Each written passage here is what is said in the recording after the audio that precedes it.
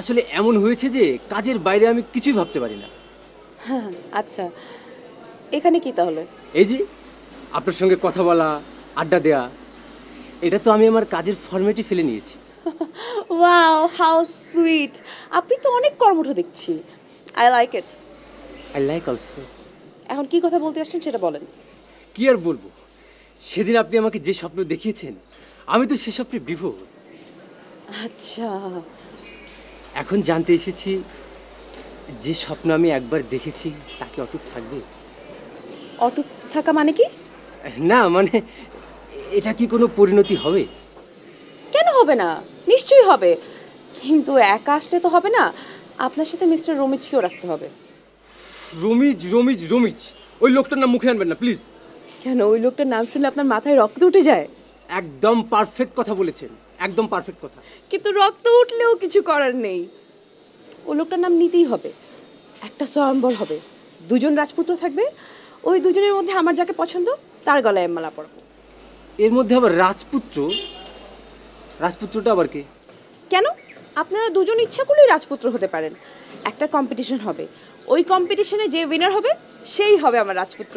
তার মানে রমিজের সঙ্গে আমার কম্পিটিশনে যেতেই হবে? তবে আপনি চাইলে রমিজকে বাদ দিয়ে আমি রতনকে আনতে পারি। হ্যাঁ রতন?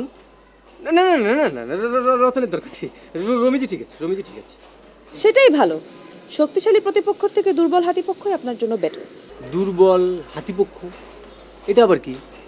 সব কিছু বোঝার আপনার দরকার নেই, আমি যা বলছি সে অনুযায়ী কাজ করলেই হবে। ঠিক আছে বলুন। ফার্স্ট অ্যান্ড ফরমোস্ট কন্ডিশন হচ্ছে এই ব্যাপারটা কেউ জানতে পারবে না। কেউ জানবে না? আর সাবিহাকে চেনা আছে? হ্যাঁ, টিয়ার ক্লায়েন্ট। এক্স্যাক্টলি, টিয়ার ক্লায়েন্ট। তাকে গিয়ে একটা কথা বলতে হবে। কি কথা?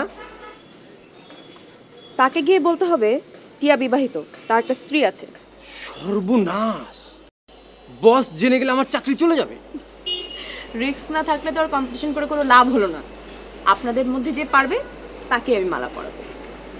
রমিজ কি বলেছে ও পারবে? আপনি না পারলে সে তো নিশ্চয়ই পারবে। আপনি বলেন আপনি রাজি কিনা।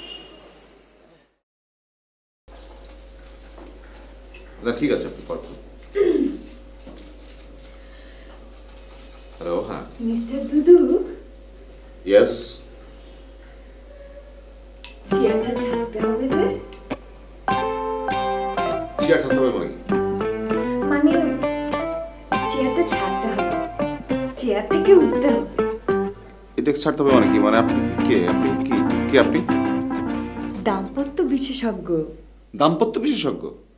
জি, নিউলি অ্যাপয়েন্টেড।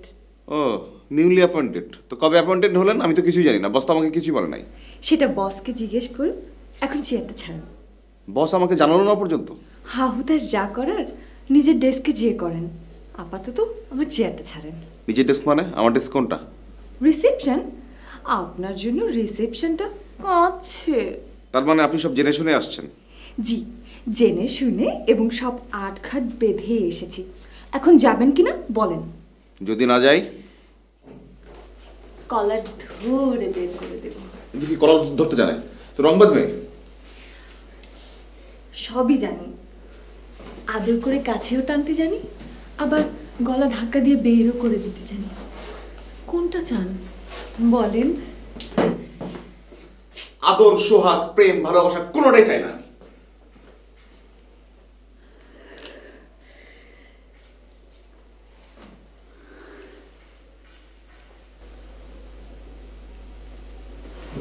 অপরিণত বোকা ছেলে।